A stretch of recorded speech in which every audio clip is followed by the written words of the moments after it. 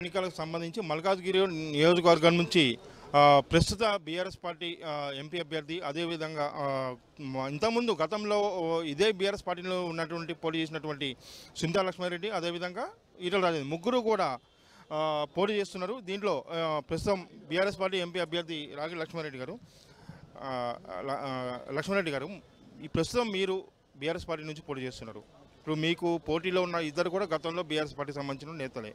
So ముగ్గురు మాజీలు ప్రస్తుతం party మారారు, మరికొంతమంది మారుతారని ప్రచారం జరుగుతుంది. సో ఈ సందర్భంలో మల్కాజ్గిరి లాంటి దేశంలో అతిపెద్ద నియోజకవర్గాన్ని మీరు ఎట్లా లీడ్ చేయబోతారు? అంటే మీకు పార్టీ సహకారం ఉన్నా క్యాడర్ సహకారం ఎట్లా ఉండబోతుంది?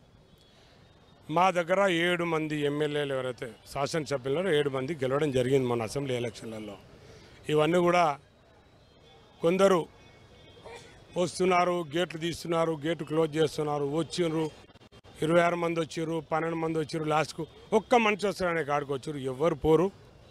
మరి బీఆర్ఎస్ పార్టీ ఎంత స్ట్రాంగ్గా ప్రజలలో అవుతుందనేది అందరికీ తెలుసు.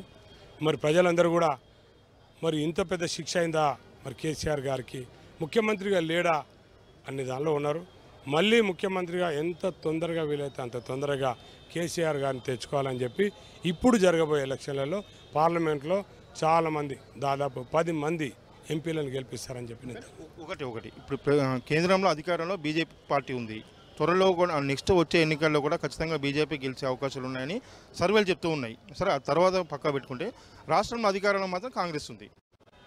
ఈ పరిస్థితుల్లో మీరు వాళ్ళిద్దరిని ఢీకొట్టడం అనేది మీకు కత్తి మీద సాము లాంటిది. బీఆర్ఎస్ పార్టీ ఇప్పటికే చాలామంది ఉన్నటువంటి పరిస్థితుల్లో మీ గెలుపు ఎంతవరకు అవకాశం? బీఆర్ఎస్ పార్టీ నుంచి వెళ్ళి ఎవరు పోయినరు? 12 మంది పోయినరా, 26 మంది పోయినరా, లేకపోతే వాళ్ళు చెప్పినా మీరు వింటారా? అట్లా కాదు. బీఆర్ఎస్ పార్టీ నుంచి వెళ్ళి ఎవరు పోరు, ఎవరు పోలేదు. పోయిన వాళ్ళ గురించి మాకు అనవసరం. బీఆర్ఎస్ పార్టీని ప్రజలు ఆశీర్వదిస్తారు. ఎందుకు ఆశీర్వదిస్తారంటే ఎవరేం మాట్లాడినా ఏం జరిగినా, బీజేపీ వాళ్ళు ఏం మాట్లాడినా, కాంగ్రెస్ వాళ్ళు ఏం చేశారు? ప్రజానికానికి, తెలంగాణ ప్రజానికానికి కాంగ్రెస్ పార్టీ వాళ్ళు వాళ్ళు ప్రభుత్వం రాగానే మరి ఆయన సీఎం కాగానే ఆయన ఏమన్నాడు? రైతు రుణమాఫీ 2 రోజులు చేస్తా అన్నాడు. ఏదైతే 6 గ్యారెంటీలు చెప్పిండో 6 గ్యారెంటీలు ఇమీడియట్గా చేస్తా అన్నాడు. 100 రోజుల లోపల చేస్తా అన్నాడు. 2 నెలల్లో చేస్తా అన్నాడు. నెలలో చేస్తా అన్నాడు. ఏది చేయలేదు.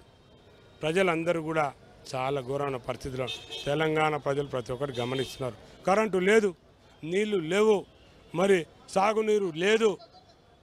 మరి ఎవరికైతే దళిత బందే కానీ లేకపోతే రైతు బందే కానీ ఇంకెవరికైతే స్కీమ్స్ ఉన్నాయో అవన్నీ కూడా ఇస్తలేరు. కాబట్టి ప్రజలు ఇప్పుడు రిలైజ్ అయ్యారు. తప్పకుండా బీఆర్ఎస్ పార్టీని మమ్మల్ని అందరూ గెలిపిస్తారని. మొత్తం మీద మల్కాజ్గిరిలో ప్రస్తుత బీఆర్ఎస్ పార్టీ నేత అదేవిధంగా మాజీ బీఆర్ఎస్ నేతలతో మధ్య పోటీ జరుగుతుంది. ఈ తరుణంలో బీజేపీ అయినా కాంగ్రెస్ అయినప్పటికీ కూడా ఖచ్చితంగా తన గెలుపు అవకాశాలు ఉంటాయి. మరోసారి కేసీఆర్ సీఎం కావాలనే ఉద్దేశంతో ఈ ఎన్నికలు జరగబోతున్నాయని రాగి లక్ష్మారెడ్డి చెప్తున్నారు. కెమెరా పర్సన్ బంటితో బ్రహ్మాజీ, న్యూస్ 360 హైదరాబాద్.